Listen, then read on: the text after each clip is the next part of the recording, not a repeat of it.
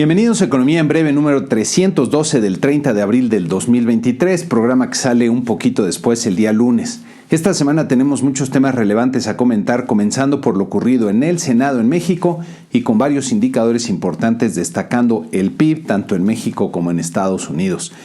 Comenzamos tristemente con el entorno político de México, en el que se vivió un nuevo y desafortunado retroceso en el orden jurídico del país que golpea nuestra democracia. Los senadores de Morena aprobaron al vapor diversos cambios a varias leyes afectando temas como minería, aviación civil, ciencias y sector salud. El problema más grave no es que se hagan cambios a las leyes, ni que estos cambios sean contrarios al interés del país. El verdadero problema es que estos legisladores están traicionando el mandato popular al actuar como meros apéndices operativos del presidente sin hacer un esfuerzo por entender lo que están votando y sin el pudor de cumplir las formas. Al no poder sesionar en el salón de plenos, habilitaron un patio para reunirse solo los senadores de Morena y sin estar en la orden del día, tomaron protesta a la senadora sustituta Tania Carola, lo que resulta altamente irregular, y si bien no tengo claro que sea una violación al orden constitucional, sí es a todas luces un ejercicio abusivo e irresponsable por parte de esta mayoría en el Senado. Como ciudadano me parece muy grave lo ocurrido y no puedo dejar de expresarlo. Para que un país avance se requiere tener buenas leyes, leyes bien pensadas, y lo que estamos viendo son leyes que se cambian sin tener 2 gramos de análisis y 2 minutos de discusión seria. Ojalá que cada vez más ciudadanos de los que van a votar se den cuenta y elijan representantes que por lo menos harán el mejor esfuerzo para entender si lo que van a votar efectivamente beneficia a sus representados. Pasando a los indicadores, el INEGI presentó el avance preliminar del Producto Interno Bruto del primer trimestre. El PIB representa el valor de la producción en el país y durante el primer trimestre registró un crecimiento de 1.1% respecto al trimestre previo, lo que representa una fuerte tasa de expansión. En esta gráfica podemos ver que con este resultado el PIB ya supera por fin los niveles prepandemia y previos a la actual administración, lo que desde luego es una buena noticia. Cerca de 2/3 partes de la producción están dadas por los servicios, que pueden ver en esta gráfica, siendo el componente más dinámico del primer trimestre al crecer 1.5%. El PIB industrial también creció de forma importante 0.7%, pero como podemos ver en la lámina, aún no supera los niveles previos a esta administración. Hay que recordar que en este avance no se presentan las cifras desagregadas, por lo que habrá que esperar un par de semanas más para conocer el detalle. En el siguiente indicador en relevancia, la inflación de la primera quincena de abril mostró buenos resultados, incluso mejor a lo que se esperaba, pero todavía con una dinámica por arriba de lo que es deseable. La inflación general fue negativa en 0.16%, caída más fuerte a la de 0.08% que pronosticaba el promedio de analistas en la encuesta de Citi. No obstante, como pueden ver en esta gráfica, el resultado de la quincena reportada es más elevado, en este caso menos negativo, que lo que podríamos considerar usual para este periodo, ya que del 2011 al 2019 este resultado en promedio de esta quincena era menos 0.23%.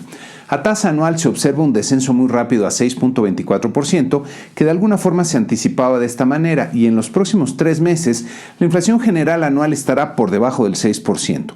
Pero luego el descenso será más difícil y podría llevarnos otros 11 meses para que la inflación rompa a la baja el 5% anual.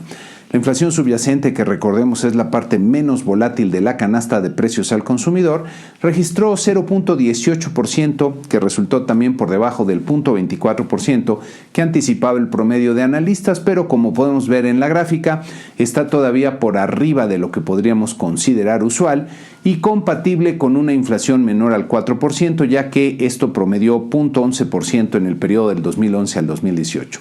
A tasa anual, la inflación subyacente se redujo de forma modesta a 7.75%, que sigue siendo elevado. La buena noticia es que el componente subyacente de servicios estuvo muy estable en la quincena, lo que permitió un descenso apenas perceptible en su comparativo anual, como vemos aquí en esta gráfica, aunque sigue siendo un nivel demasiado elevado y todavía no se puede confirmar un cambio de tendencia. Si vemos los genéricos que más impacto tuvieron en la inflación de la quincena que nos muestra el INEGI en este cuadro, podemos notar que hubo mucha suerte, por decirlo así, ya que el impacto de los 10 genéricos con mayor incidencia a la baja fue muy importante, de casi 0.5%, mientras que el impacto de los 10 genéricos con mayor incidencia al alza fue de 0.17%.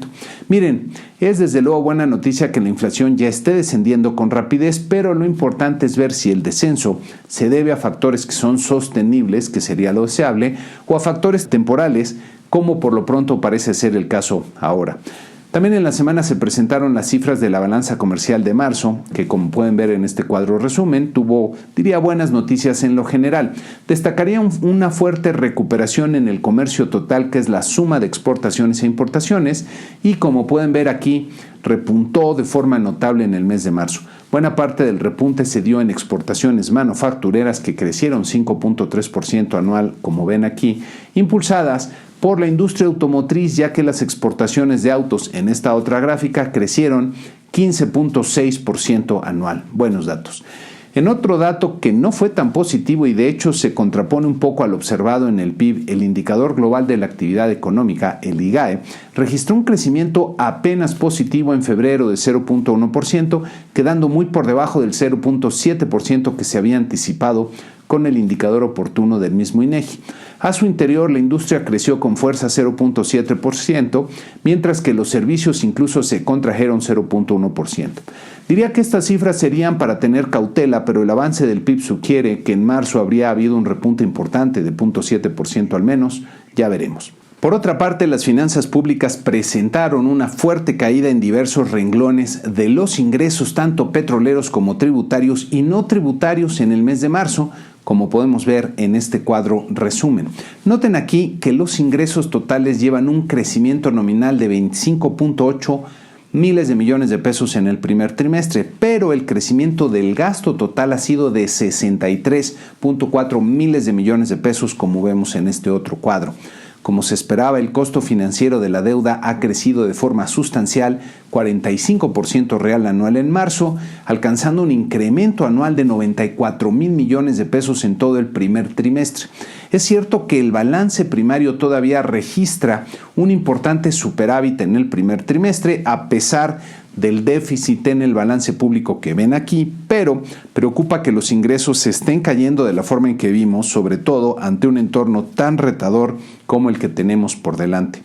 Medida en dólares, la deuda bruta total alcanzó un saldo de 809 mil millones en marzo, aumentando 75.9 miles de millones de dólares en el primer trimestre. Si vemos su evolución en esta gráfica, podemos notar un fuerte repunte en el trimestre, con un aumento acumulado de 249 mil millones de dólares en lo que va del sexenio. En Estados Unidos se publicaron las cifras del Producto Interno Bruto del primer trimestre, que pueden ver en este cuadro resumen, mostrando una desaceleración importante respecto al cuarto trimestre del 2022, lo que quedó prácticamente a la mitad del crecimiento esperado por el promedio de analistas, que era del 2%.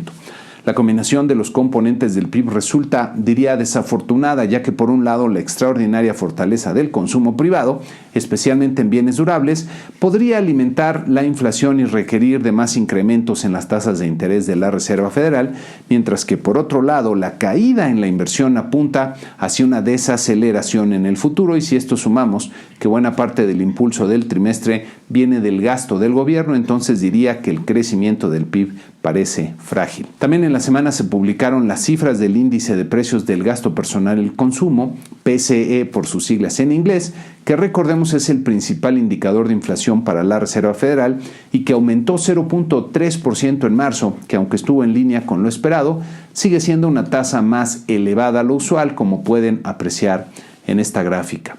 A tasa anual, esta medida de inflación se ubicó en 4.6%, que como pueden ver en esta gráfica sigue siendo un nivel muy elevado, además que el indicador está descendiendo de forma muy lenta.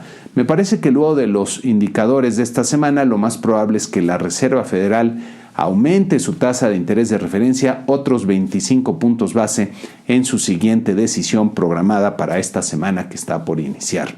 Los mercados accionarios continuaron mostrando un desempeño positivo, con nuestro promedio de 10 mercados ganando 0.4% en la semana, aunque hubo algunos índices con rendimientos negativos, como ven aquí en nuestro cuadro, que ahora presenta también los rendimientos del mes de abril. Durante el mes de abril, 9 de los 10 mercados que seguimos registraron ganancias y el Nasdaq quedó básicamente tablas. La Bolsa de Valores en México registró una ganancia de 1.7% en la semana, que como vemos en nuestra gráfica, con el IPC cerrando en 55.121 puntos. El tipo de cambio presentó algunos vaivenes acotados para terminar la semana en los 18 pesos por dólar en el mercado interbancario. Para la semana que inicia tendremos nuevamente mucha información importante que pueden ver en esta lámina, destacando varias decisiones de política monetaria en el mundo, especialmente en Estados Unidos, donde veremos si la Reserva Federal vuelve, como esperaría, a subir su tasa de interés en 25 puntos base, que nuevamente me parece lo más probable, o hace una pausa. También tendremos las decisiones de política monetaria del Banco Central Europeo, que muy probablemente seguirá subiendo su tasa de interés, y del Banco Central de Brasil. En Estados Unidos se publicará también el siempre importante reporte de empleo, ahora con datos del mes de abril. Para la sección Da Vinci les tengo ahora una reflexión importante sobre un concepto tradicionalmente asociado a la economía, pero que de hecho tiene un alcance mucho mayor y que diría aplica incluso a la vida misma, a la biología y a la evolución. Y es el concepto de eficiencia, que descrito de forma simple consiste en hacer lo mismo con menos recursos, lo que implica también poder hacer más con los mismos recursos.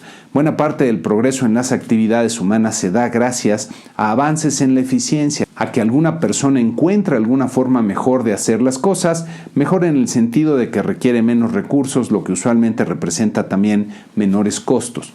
La eficiencia es algo que hay que estar buscando continuamente, ya que de esto depende en gran medida el bienestar de las personas. Buena parte de la eficiencia se obtiene de la especialización, que a su vez se logra gracias a la división de las tareas. Imaginen que en el país no hubiera esta especialización y que las personas tuvieran que aprender a hacer varias cosas diferentes, desde aprender medicina como un doctor o hasta volar un avión como un piloto. Simplemente no se podría y regresaríamos a la edad de piedra. Si nos preguntamos cómo se determina entonces la especialización que debe tener cada persona para hacer algo de lo que requiere la sociedad, podríamos llegar básicamente a dos tipos de soluciones. En un primer caso, imaginen que un grupo de personas en el gobierno determinan lo que se va a producir en los siguientes 5 años y le dan a cada persona su asignación. Y a los ingenieros que producían refrigeradores, ahora los ponen a producir autos, y a los agricultores que cosechaban maíz, los ponen a cultivar aguacates. Desde luego, pues sería un desastre, como ya hemos visto en la historia, que se generó este tipo de problemas con los regímenes socialistas y centralmente planificados. Aquí estoy sobresimplificando al extremo. La otra alternativa es que cada persona tenga la libertad de decidir qué va a querer producir y que utilice los recursos que tenga para hacerlo. Si los productores fallan en entender qué es lo que requieren las otras personas, perderán sus recursos, así que tienen que poner atención y entender qué es lo que las otras personas encuentran valioso y están dispuestos a pagar para obtenerlo.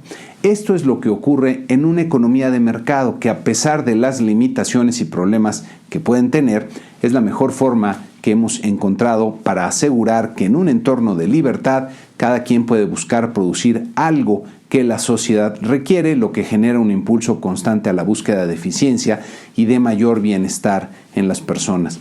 Ojalá que pronto nos demos cuenta en México que si queremos de verdad tener un mayor bienestar para nuestra población, tenemos que decidirnos de una vez por todas a construir una economía de mercado que funcione aceptablemente bien, pero hoy día pues seguimos caminando al revés. Hay que darnos cuenta. Antes de terminar, los invito a poner comentarios respecto al programa. Ahora no sé si va muy rápido este ritmo, ya sea directamente en YouTube o que me envíen un correo a la dirección que ya conocen y pueden ver aquí. A todos mis suscriptores les reitero como siempre mi agradecimiento, y a los que todavía no lo son, los invito a visitar nuestra página para suscribirse al programa y estar bien informados sobre el acontecer económico, que hoy día es más importante que nunca. Y con esto terminamos este programa número 312. Muchas gracias y que tengan una excelente semana.